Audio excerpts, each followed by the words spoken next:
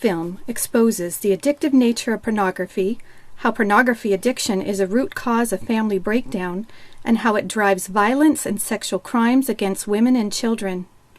This film is not intended, however, to imply that the majority of pornography viewers will end up committing sexual crimes, or that the individuals who appear in this film have committed such crimes, unless they specifically indicate so. If you or a family member struggle with a pornography addiction, please know there is hope, and that many have found healing and recovery through therapy and family support. My first exposure to pornography was around age 8. I was probably 8 or 9 years old, and I stumbled upon some pictures of pornography. It was more after we were married that he discovered it, when we had it coming through our TV in a rapid, excessive, anytime 24/7 hour rate. So my first experience with pornography was at my cousin's house, and it was on this gaming device with internet connection, and I don't think his parents even knew that it had internet connection. And so he was first exposed to pornography when he was 7 or 8 years old, he thinks. And a lot of times I'd hide them under my bed or in my dresser, that sort of thing, and I'd flip back to them. I felt naturally drawn to them. Go to the library and try to find books that were exciting, of sexual nature. Like while you're looking at it, I suppose it's like it's thrilling, like it's awesome while you're in it, but then afterwards it's just, I guess, this feeling of like disgust and shame and like, why did I just do that? What was the point of that? And he did get in trouble even in kindergarten for having cut out like the underwear ads, he and his friend, and they had those in their desks in kindergarten. So one of the fascinating things that's been happening over the last 10 years is, because of technology, we've been able to see how pornography and sexual addiction affects the brain. Pornography is a drug which produces an addictive neurochemical trap. It is a pheromone. It changes the set point, the pleasure set point of the brain, and creates a new normal through the process of neuroplasticity, or change in the way our brain perceives and values pleasure. Learning about the addiction has been what has really helped me to realize that it's not me. It's not between me and some other woman. This is something that's wrong with his brain. It's not just a morality issue, right? That this is a brain issue, that these behaviors affect your brain and your ability to be able to function in your life. But learning about the changes in the brain and the steps that can be taken to actually reverse those changes, that damage, that really gave me hope. So one transmitter is dopamine, and that's centered part of our pleasure and reward system of part of our brain. And dopamine's released whenever there is a sexual experience and something that gives us a kind of a high in order for us to want to continue to seek out that same activity. Have anything bad happen to me, that would be my quick fix, and give me that dopamine rush, make me happy again, or at least numb the pain. It is as destructive, if not more so, than other even hard drugs. I had periods of time where I just gritted my teeth and white-knuckled through it, but inevitably I always fell back into it. As we're engaging in those behaviors, oxytocin and vasopressin is released that bonds us to those activities. So we educate our clients about the neurological pathways, because this isn't just about their willpower or them being weak and not being strong enough. It's about the things that are going on in their brain. You're playing with fire when you become a watcher of pornography, because you don't know how your brain is going to interact with pornography. These are good men and women, good people. These are not people who are going out looking for that. They're people who are coming across it innocently. So where they may have started off with some very basic pornographic images, it has a tendency to escalate, going to massage parlors, going to escorts, seeking prostitutes, looking to hook up with anonymous individuals online. Progression from nudity to hardcore sexual acts, bestiality, sadomasochism, child porn. What the brain is really searching for is something new. Novelty, change. Pornography capitalizes on that. It can extend to various things. Not everybody falls into all those categories, but each one of them falls into some category where it continues to escalate. Very rarely have I seen somebody who started with pornography and it just stayed basic pornography. So for me, I started out with just pictures, and that was it, that did it for me. And then it got progressively worse. It got stories, videos, intense videos, long videos, and there didn't seem to be an end. I had come to realize that it's not just men looking at pictures. It's something that changes in the brain. And that was a page turner for me, that I realized, okay, this is something that needs professional help. Now, I'm a marriage counselor. About 90% of the people I see with marriage issues have pornography issues as well. And I'm convinced that that is the central cause. The isolation, the shame, the dishonesty, the lies, that's the central cause of marriage disharmony today. As I told her, I remember just shaking. I broke down into tears. I was so ashamed of myself. Do I divorce him? Do I keep married? We have a child coming. You know, we're butting heads because I'm trying to say what you did is terrible, crazy, terrible, and I'm angry and I'm mad and I'm like a cat in a cage. I'm just like, you know, I just want to, you know, tear him to pieces, and he's just trying to protect himself. You know, he's getting found out and he has other deeper, uglier things that he's hiding still. And all of this time, all of this money, all of this effort that has been put towards a sexual addiction, you could be something incredible. When he would do that, I would know what was going on, but he would lie about it continually. And then you start to not trust yourself. And this is the destructive power of pornography, that it disrupts our primary relationships. Without pornography, if an individual is distressed, their instinct sends them to their loving relationships, to a spouse or to a friend. But with pornography addiction present, they go internal. They don't reach out, they reach in to themselves, to their own sexual behavior. His story was more of telling me, don't worry about it, every guy does it, every guy needs it, it's normal, it's healthy. I spent so much time trying to figure out what was truth and what was a lie, and I would look back at pictures and they would just make me sick because I thought, well, you were lying.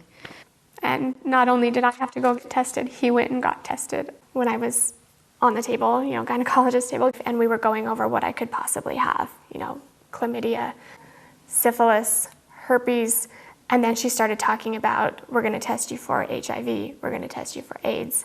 I don't think there is a time in my life when I've ever felt so defeated as a woman and a wife and a lover and a friend and a human being.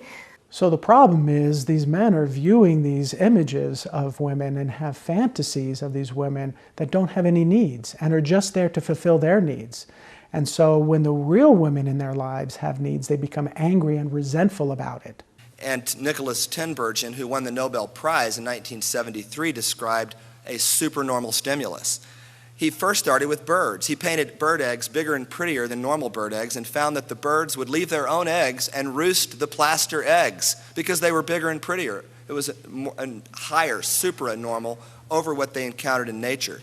Then he painted female butterflies' wings bigger and brighter than normal female butterflies, and these male butterflies actually mated or tried to with the paper female butterflies and ignored the real female butterflies. Nobody can compete with altered, fake, over-enhanced, and absolutely extreme pornography. You have this virtual attachment to these artificial humans. It's not reality, and I think that's the problem, is that the men get sucked into that and then they expect it, and then the women feel like that's what they need to be. And I don't want this dull, normal. I want exciting. I want new. I want enhanced. Dysfunction, erectile dysfunction result.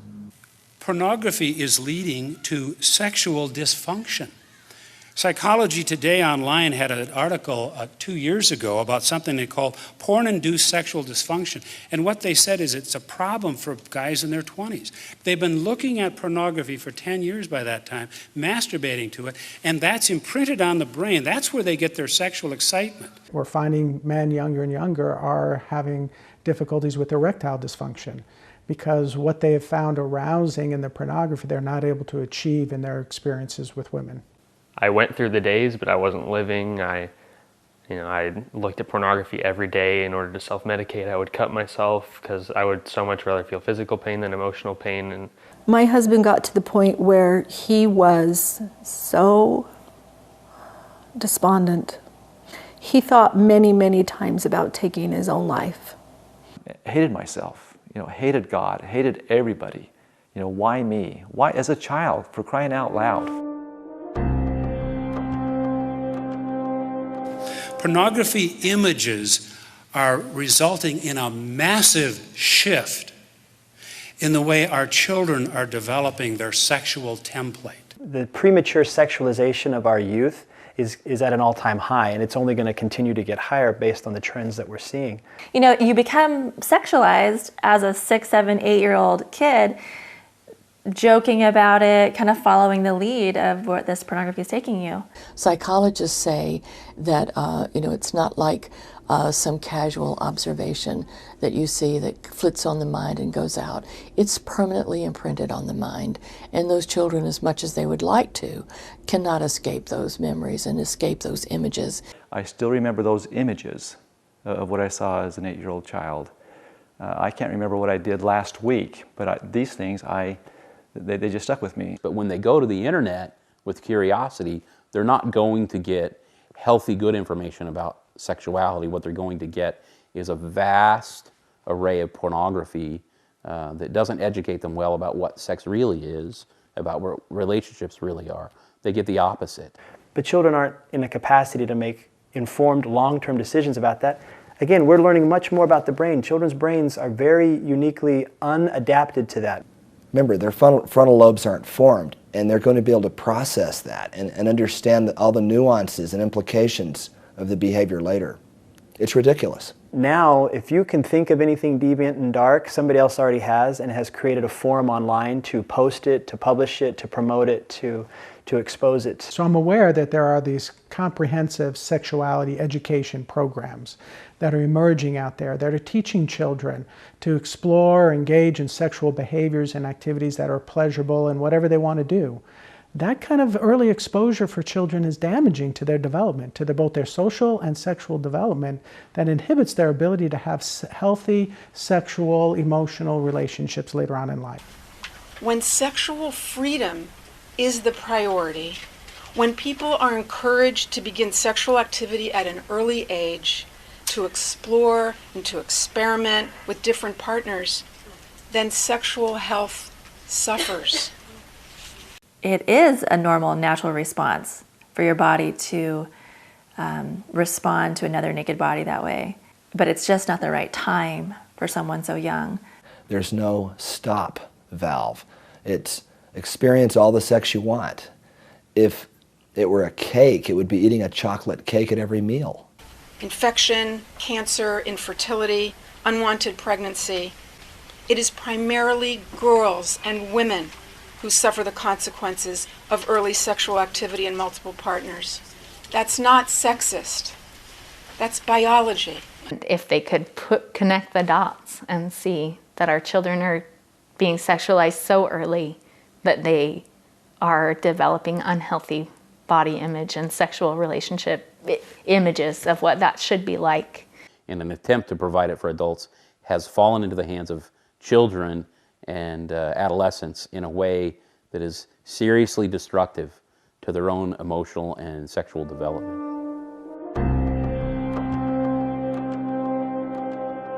There's no question that pornography leads to the denigration and the demeaning of women, no question, because the ideation is such that women are subservient. Their job is to only satisfy men either as a slave or as a sexual toy or as a prostitute.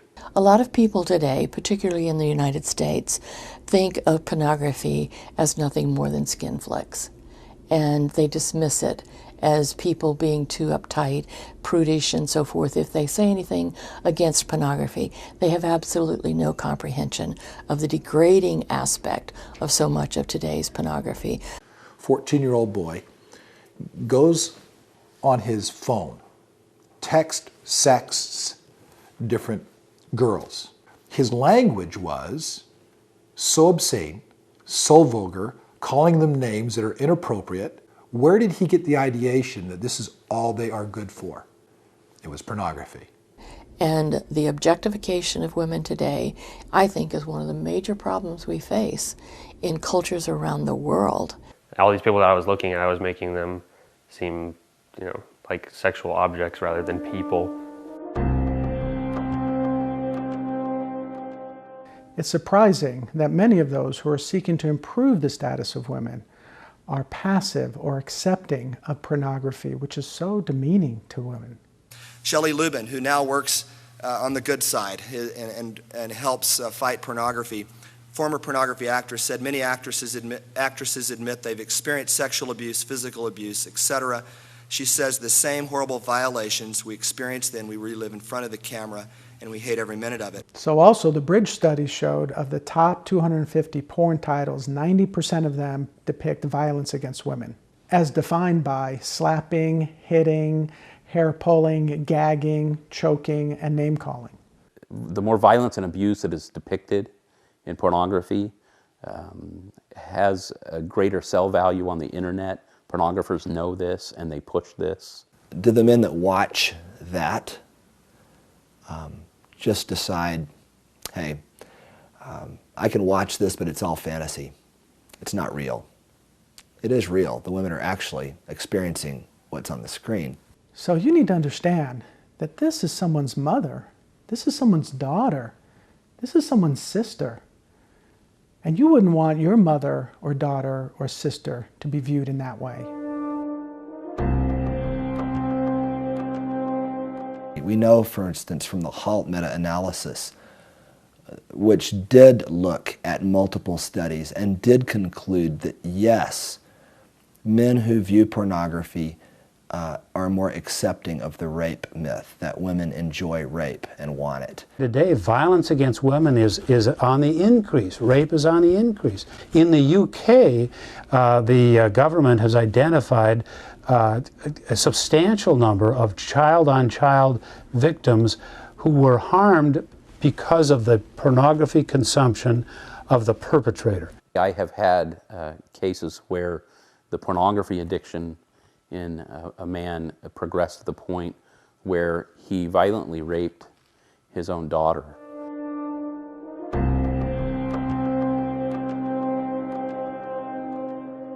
Most of the individuals that I work with, their desire and appetite for seeking somebody like a prostitute had its origins in their exposure to pornography. Victims of prostitution and violence and trafficking will tell you that the industry has gotten so much more difficult because the men are demanding much more violence than they ever did before. They seem out of control. They really don't want to be doing the things they're doing.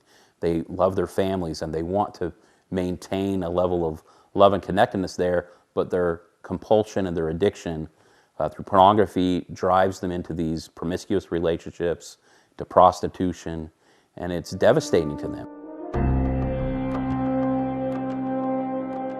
The pornography is fueled by the women who are trafficked. They're the ones who are used to make the movies that are so popular that, the videos are sold around the world. More than 11,000 a year are developed in comparison to 400 that movies that are produced in Hollywood. Ultimately, I realized he'd been with these women from another country in a sex club. You just had sex with women, like sex trafficked women? Prostitutes? And he looked at me almost like he didn't know. Almost like it didn't click in his head until I said that. And he thought, oh. Women are very vulnerable in undeveloped countries where the traffickers, the criminals come in and they say to the women, we can make you a movie star. And of course they start by saying you have to do this to get a foot in the door. They end up making the terrible porn movies and becoming prostitutes in a brothel somewhere, in a bar somewhere. Detailed stories that just are so painful when I think about the woman on the other side of what he had done. And, now when we talk about it, I see the pain in his eyes. And any country in the world that legalizes prostitution has more sex trafficking. It creates a permissive attitude and an attitude of further disrespect for women. Lauren Bethel said, sexual trafficking is the exploitation of vulnerability. In other words, women who, if they could choose to do something else, they would. So pornography creates the demand for prostitution and trafficking, and that's so important to understand. I think sex trafficking isn't just a foreign problem, something that happens in another country, somewhere else. It was going on in my neighborhood down the street from me. I can point them out. I know what to look for. He was working with a pimp who had been imprisoned, and he said, tell me how you find the girls that you use for your movies. And the pimp said, oh, it's easy. I just go to the malls. And he said, most teenage girls and preteen girls will go with their friends. If I see a girl who's alone, I go up to her and I say, hey, you've got beautiful eyes. He said, if she looks at me and says, thank you, I let her go on because I know that she's not vulnerable. But if she looks down at her shoes and says, no, I don't have pretty eyes, he says, I know I've got her. It's impossible to be searching out adult pornography on the internet without finding child pornography. And people will say, oh no, I never look at child pornography. And I say, oh really? You mean you've never seen a woman who's 17 and a half years of age? What about a 16-year-old, a 14-year-old? I was speaking in Arizona a few years ago, and a prosecutor was there who prosecuted obscenity and sex crimes there in Arizona. And he called adult pornography the gateway drug for child porn. And they're arresting many married men, grandparents, many high school kids, because they don't distinguish between adult and child pornography after a time. So they're trying to make actresses look either pubescent or even prepubescent to sculpt those brain tastes younger and younger. That accounts for the worldwide boom in child pornography, I believe. This consumption of adult pornography on a steady basis, where the brain looks for and needs harder material. One of my responsibilities was to work at a children's home where the children were court adjudicated away from their parents because the parents had used them for prostitution purposes and child pornography purposes. So these parents had actually taken pictures of their children and put them on the internet, okay, for the sale. They had also sold their children at different parties and things for sexual favors. It wasn't just one or two kids. We were dealing with 50, 60, 70, 100 different children who would have this take place in their lives. In more developed countries, the runaways, the castaways, the throwaway children are the ones who are so vulnerable because the criminal networks know where they are, they know how to find them, and they prey on them. The experts say that a child who runs away will probably be in the hands of a criminal network within 48 hours. Individuals that commit crimes against children, for example, sexual crimes against children, report to a high percentage that their issues began with pornography, that they find themselves needing more stimulation from things that they would never have originally described as being sexually arousing to them. Every country should have laws prohibiting the distribution of adult and child pornography. Now, many people argue, well, it should be just child pornography. Adult pornography, you should do what you want. People should have that right. But when we know that looking at adult pornography leads many to child pornography, we have to go back to the source of the crime, and it's adult pornography. When I walk into a room, I don't think, who in here struggles with pornography? Now I think, who in here hasn't encountered pornography in their lifetime? It is going to continue, and it's going to continue to take lives and drain them of every ounce of happiness. We need to do something about it.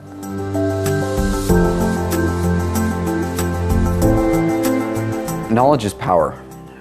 I firmly believe that, particularly with this addiction. The more people learn about the addiction, about the chemistry that happens in the brain during the addiction process and what an addict goes through, the more they will be able to be a support. I think it's so important for those that are struggling to always remember that there's not anything that's happened to you that you can't heal from. I finally see that there's a light at the end of the tunnel, and I know that there is for everyone.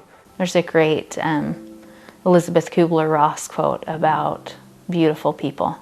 And she says that beautiful people don't just happen, that the most beautiful people we have known despair and loss and misery and suffering. No one said it would be easy, but they said it would be worth it. And I can testify in my life that I've done intense amounts of work, but where I am now, there's no place I'd rather be in. It's time for us to take very seriously what's happening in our cyber world, in our cyber universe. Just wake up to the fact that our children, our young adults, and our adults are all in this new, brave new world, if you will. Things are not what they used to be even 10 years ago. Pornography is a universal solvent that dissolves emotion, family, marriage, and government. Indeed, it destroys our humanity. The war for safe families and decent communities is a winnable war. You are not too late to the battle. All hands on deck. The battle is on. We need you. We need your time, your energy, your efforts, your interest. Please join us in this fight for sanity and serenity, for peace and prosperity, for today and for all our tomorrows. I am on a mission now to spread to all the world, to all the women, to anyone that will hear me. If we can all come together, and if we can all rally around and not be afraid to talk about it, and not be afraid to get educated, and not be afraid to work together and fight for the common good, then we will all start healing and our society will become better, it will become stronger.